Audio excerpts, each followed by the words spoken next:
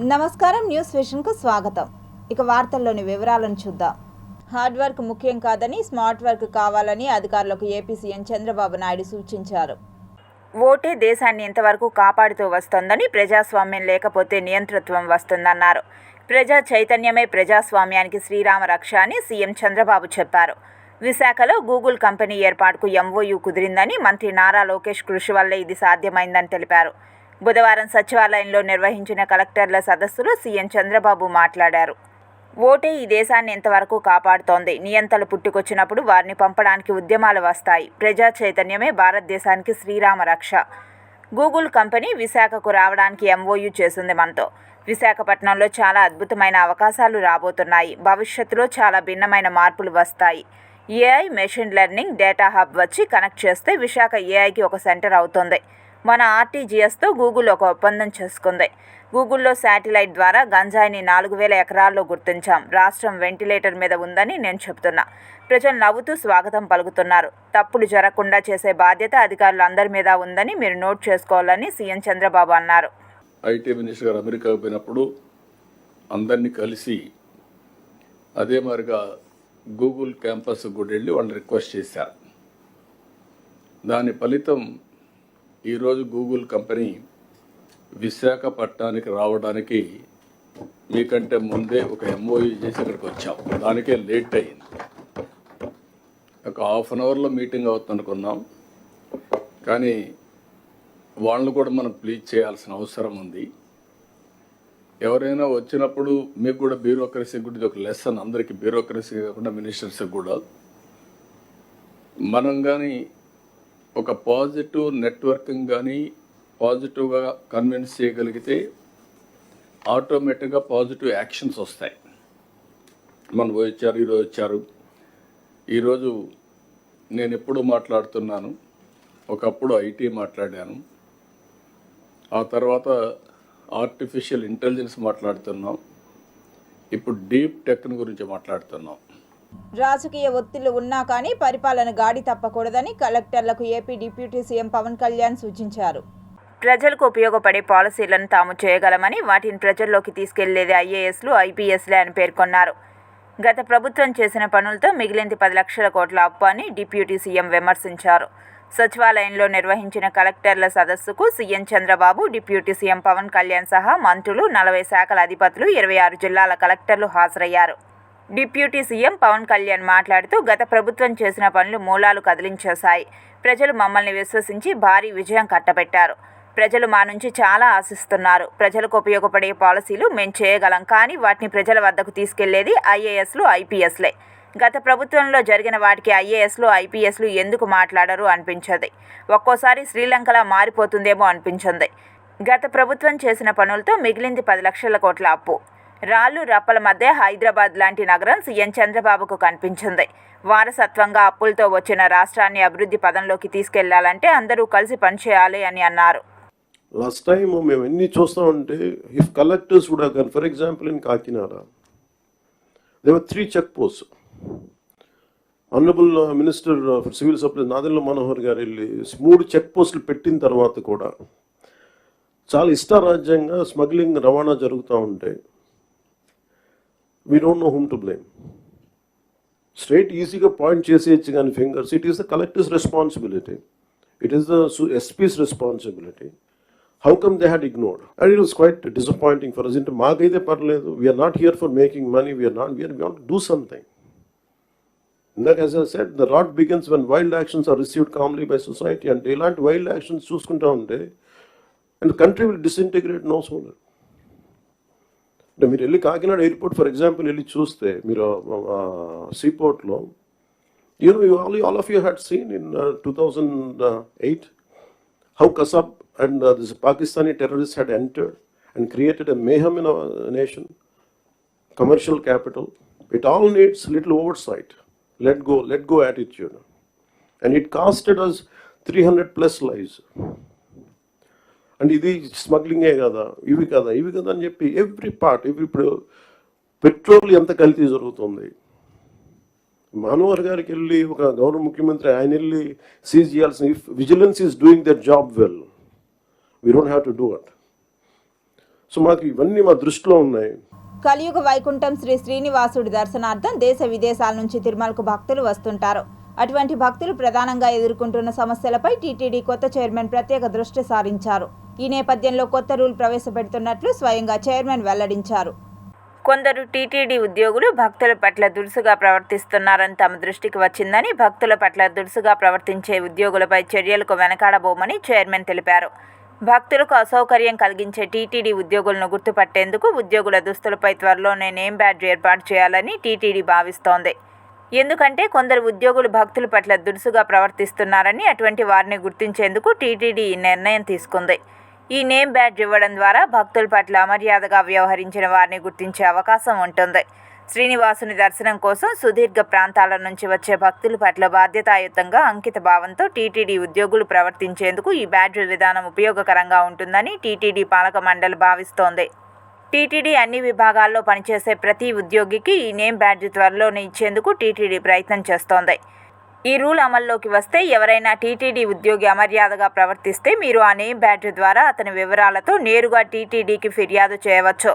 ఈ పద్ధతి ద్వారా భక్తులకు మెరుగైన సేవలను టీటీడీ ఉద్యోగులు కూడా అందించే వీలు ఉంటుంది.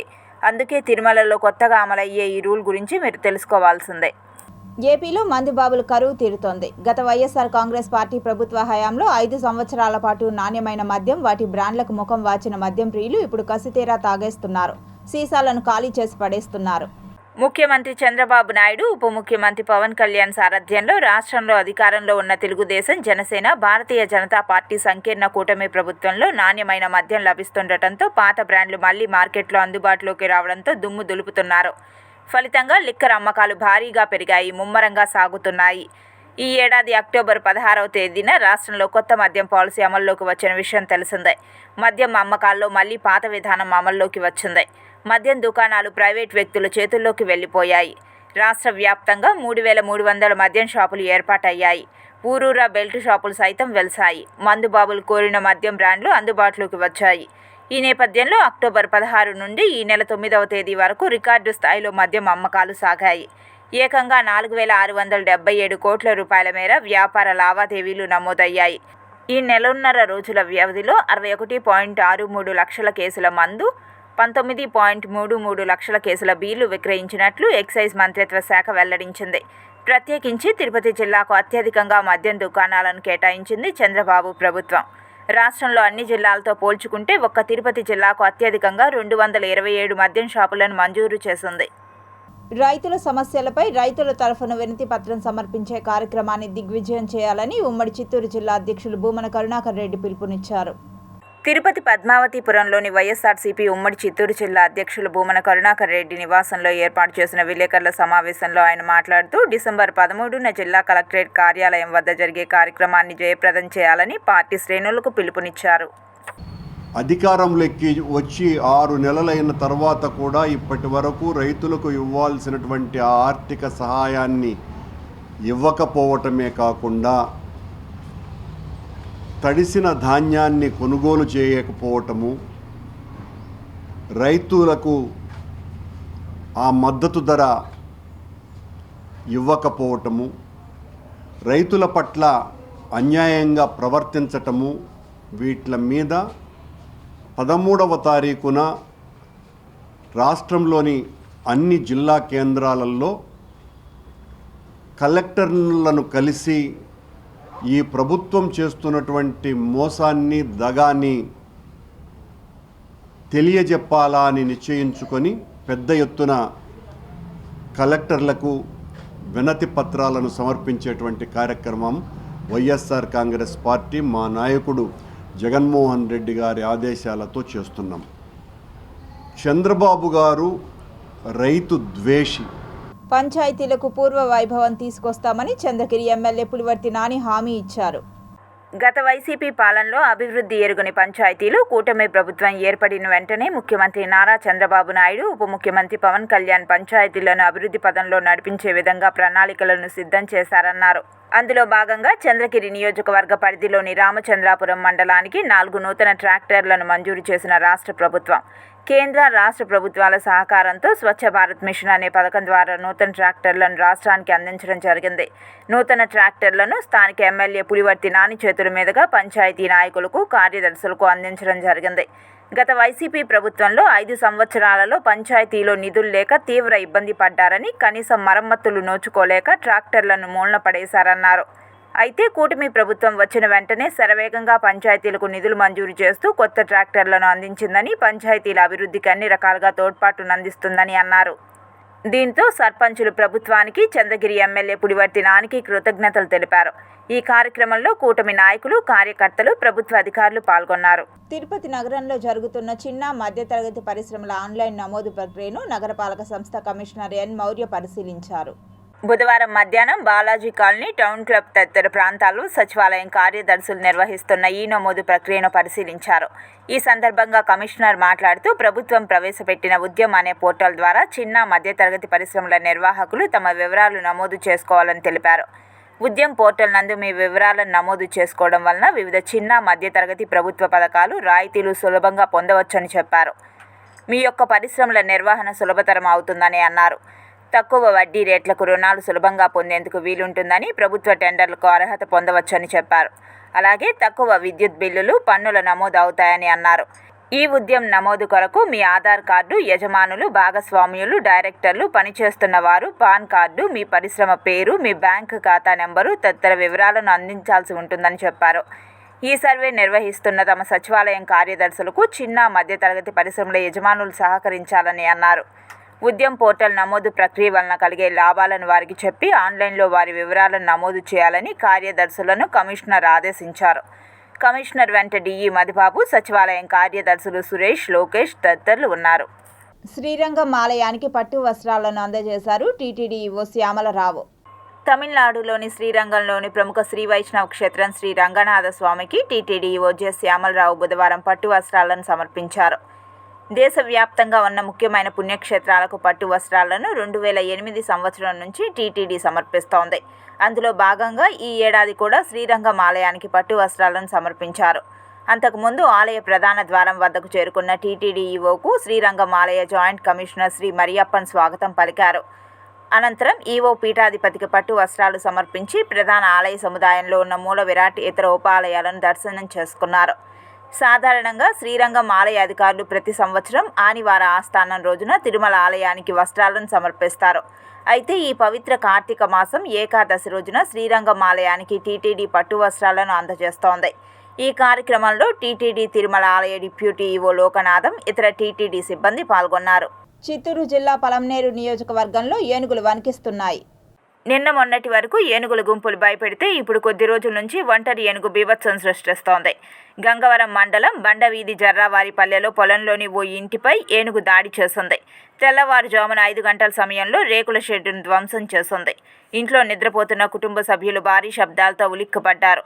ప్రాణభయంతో ఇంట్లో నుంచి పరుగులు తీశారు. వంటగదిలో ఉన్న బియ్యం, రాగులను తిని ధ్వంసం చేసింది.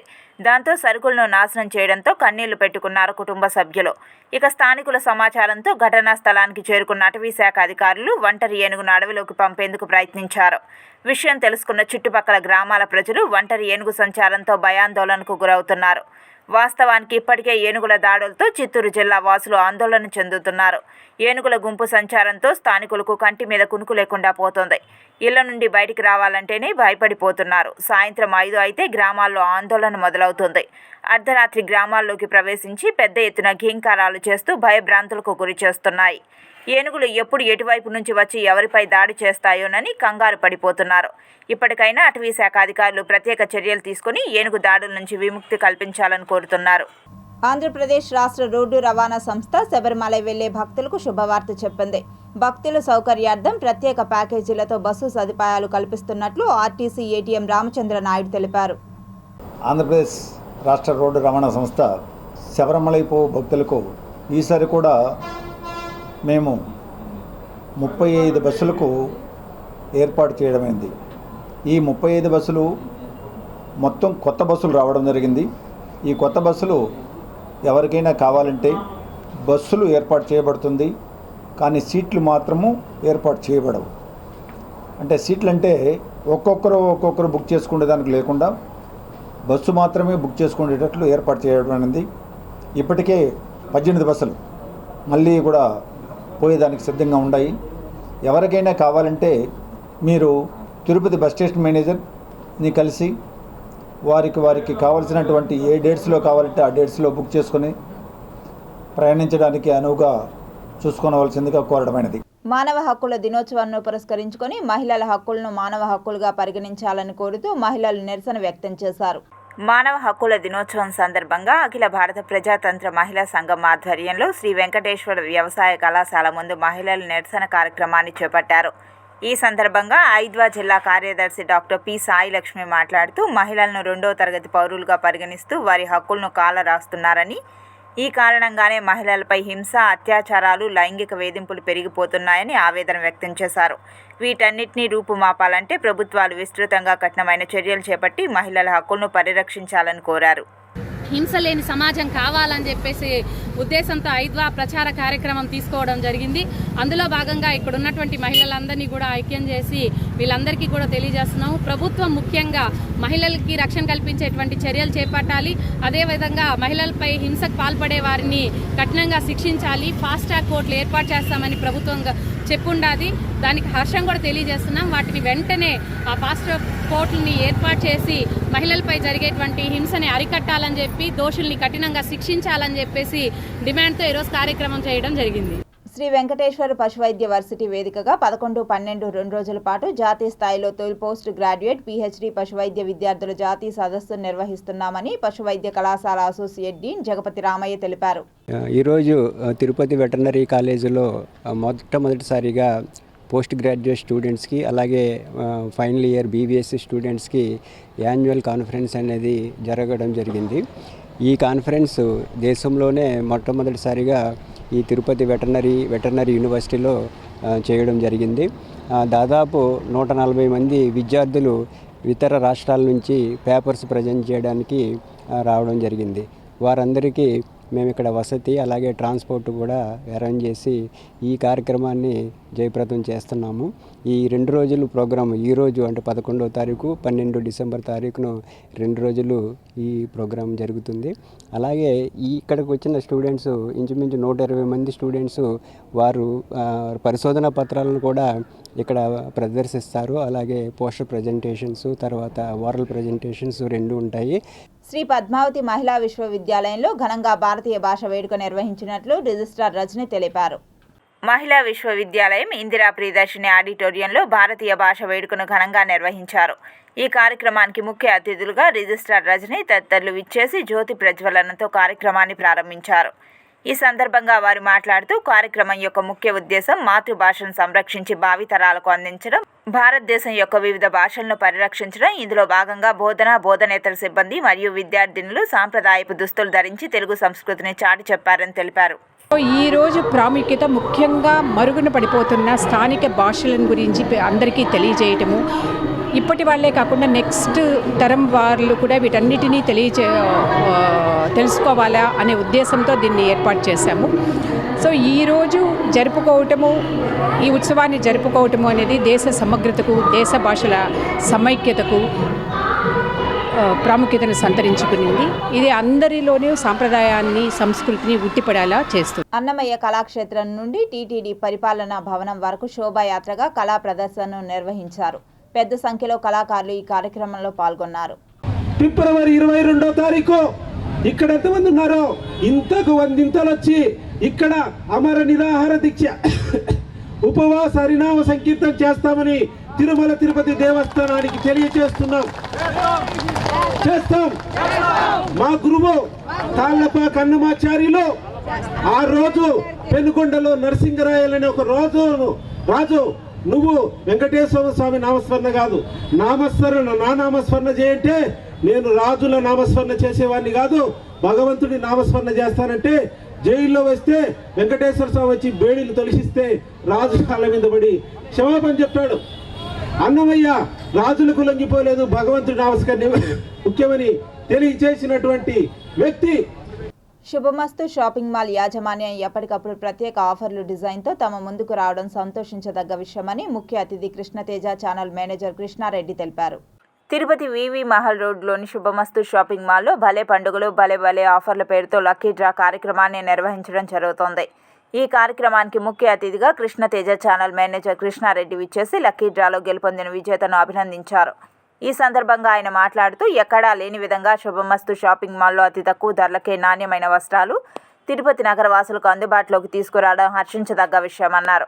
ఈ సందర్భంగా ఆయన షాపింగ్ యాజమాన్యాన్ని అభినందించారు. అంతకుముందు ముఖ్య అతిథిగా విచ్చేసిన ఆయనకు శుభమస్తు షాపింగ్ మాల్ మేనేజర్ మునిశంకర్ సాల్వతో సత్కరించి పుష్పగుచ్చం అందజేశారు. మనకందరికీ తెలిసే శుభమస్తు షాపింగ్ మాల్ వారు ఎప్పుడప్పుడు ప్రతిసారి చాలా అద్భుతమైన ఆఫర్లతో మన ముందుకు వస్తున్నారు. అదేవిధంగా తిరుపతి పట్టణంలో భలే పండుగలు భలే బహుమతులు అనేసి ఈ 40 రోజులుగా రోజుకొక ఎలక్ట్రికల్ బైకు, పెద్ద పండుగలు 2 పెద్ద పండుగలు కాబట్టి 2 కార్లు బహుమానం ఇచ్చేదానికి రెడీగా ఉన్నారు. ఈరోజు నేను తీసిన లక్కీ డ్రాలో రాజమండ్రి వాసుడు దుర్గారావు అనేసి బహుమతి గెలుచుకోవడం జరిగింది. వాళ్ళకి ఫోన్ చేసి చెప్పడం జరిగింది. వాళ్ళు చాలా సంతోషంగా భావిస్తున్నారు. వాళ్ళని బైకు తీసుకోమని రాజమండ్రి బ్రాంచ్కి కూడా వెళ్ళి చెప్పడం జరిగింది మేనేజ్మెంటు. ఈ విధంగా శుభమస్తు షాపింగ్ మాల్ సంబంధించిన యజమానికి రవి గారికి, అదేవిధంగా వాసు గారికి, ఇక్కడ పనిచేస్తున్న సిబ్బంది మేనేజర్ మునిశంకర్ గారికి అందరికీ నా ధన్యవాదాలు. రాష్ట్రీయ హిందూ వాహిని సంఘటన ఆంధ్రప్రదేశ్ రాష్ట్ర మహిళా విభాగం అధ్యక్షురాలుగా తిరుపతికి చెందిన రుద్రరాజు శ్రీదేవిరాజు, ఉమ్మడి చిత్తూరు జిల్లా ఉపాధ్యక్షులుగా రిటైర్డ్ ఆర్మీ సిరిగిరి శంకర్ రాజులను నియమించినట్లు ఆ సంస్థ రాష్ట్ర అధికార ప్రతినిధి రాష్ట్ర ఉపాధ్యక్షుడు సుకుమార్ రాజు తెలిపారు. తిరుపతి ప్రెస్ క్లబ్లో ఏర్పాటు చేసిన విలేకరుల సమావేశంలో ఆయన మాట్లాడుతూ ఉత్తరప్రదేశ్ ముఖ్యమంత్రి వర్యులు యోగి ఆదిత్యనాథ్ ఆధ్వర్యంలో అయోధ్య ప్రధాన కేంద్రంగా ఏర్పాటైన రాష్ట్రీయ హిందూ వాహిని సంఘటన జాతీయ అధ్యక్షులు రమేష్ చంద్ర ద్వివేది, ప్రధాన కార్యదర్శి నవీన్ చంద్ర శుక్లలచే నియామకం జరిగినట్లు పేర్కొన్నారు. హిందూ సామ్రాజ్యంలో రామరాజ్య స్థాపన కోసం సనాతన ధర్మాన్ని, ఆధ్యాత్మిక భావాలను క్షేత్రస్థాయిలో ప్రతి గడపకు చేరాలనే సంకల్పంతో శ్రీవారి పాదాల చెంత తిరుపతి నుంచి శ్రీరామ రథయాత్రను త్వరలో ఏర్పాటు చేయనున్నట్లు పేర్కొన్నారు.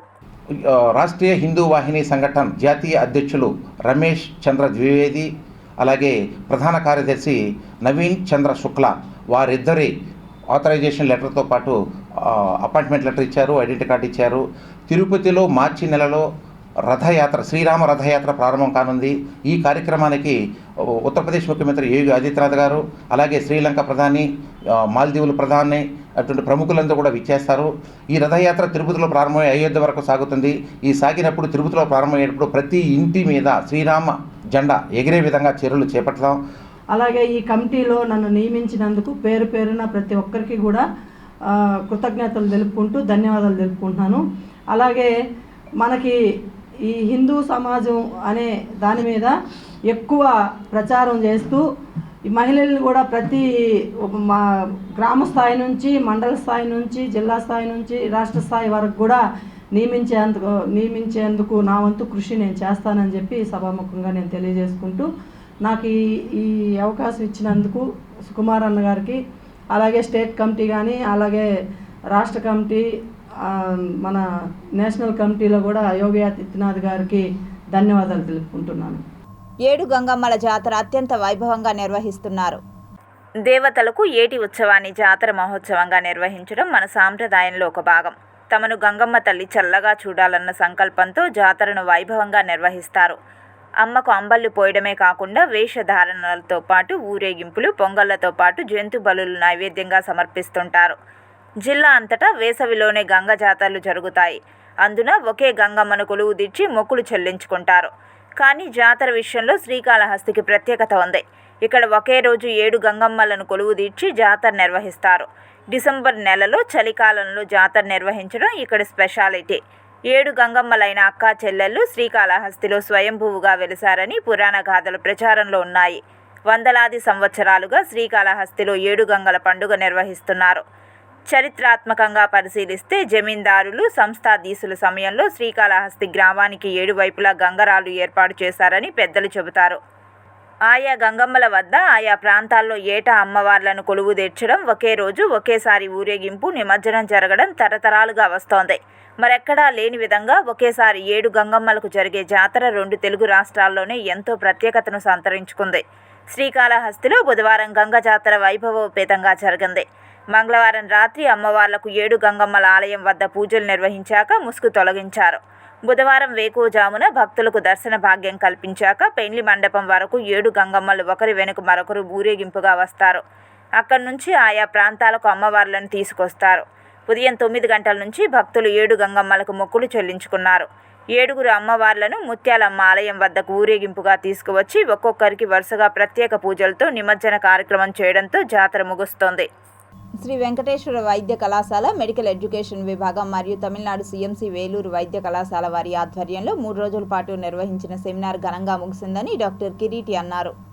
వైద్య విద్యలో నూతన మార్పులు విద్యార్థులకు తెలిపేందుకు ఈ శిక్షణా తరగతులు ఎంతగానో దోహదపడ్డాయని వైద్య విద్యార్థులు, వైద్య అధ్యాపకులు సైతం పెద్ద సంఖ్యలో కార్యక్రమంలో పాల్గొనడం జరిగిందని తెలిపారు.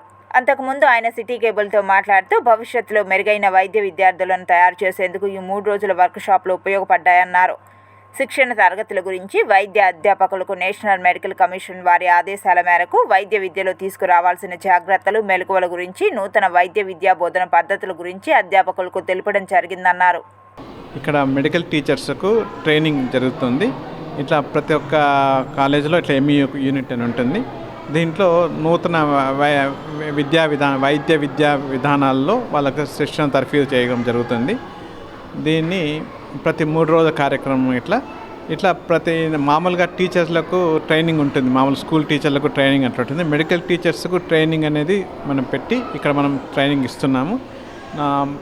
ప్రతి ఒక్క వైద్య విద్యార్థికి ఎంతో ఉపయోగపడుతుంది. వైద్య విద్యార్థులు భవిష్యత్తు వైద్య విద్యార్థులను తయారు చేసేందుకు ఈ టీచర్లకు, మెడికల్ టీచర్స్కు ట్రైనింగ్ ఇస్తాం. బేసిక్ మెడికల్ ఎడ్యుకేషన్ ట్రైనింగ్ అంటారు దీన్ని. సో ఇట్లా ఇవి అయిన తర్వాత మళ్ళీ అడ్వాన్స్డ్ టీచర్ ట్రైనింగ్ కూడా ఉంటుంది. దాంట్లో దీని నిష్ణాతులైన వాళ్ళు అడ్వాన్స్డ్ టీచర్ ట్రైనింగ్ సిఎంసి వేలూరులో నోడల్ సెంటర్, అది మనకు ఇక్కడ మన కాలేజీలకు అన్నిటికీ అక్కడ ట్రైనింగ్ ఇస్తారన్నమాట. అడ్వాన్స్డ్ మెడికల్ ఎడ్యుకేషన్ ట్రైనింగ్ అని. మానవ హక్కుల దినోత్సవం సందర్భంగా రోగులకు పండ్లు, బ్రెడ్ పంపిణీ చేశారు తిరుపతి జిల్లా చైర్మన్ రామచంద్రారెడ్డి. అంతర్జాతీయ మానవ హక్కుల దినోత్సవం సందర్భంగా శ్రీకాళహస్తి ఏరియా హాస్పిటల్లో తిరుపతి జిల్లా మానవ హక్కుల చైర్మన్ రామచంద్రారెడ్డి, డాక్టర్ రమేష్ బాబు పండ్లు, బ్రెడ్ పంపిణీ చేశారు.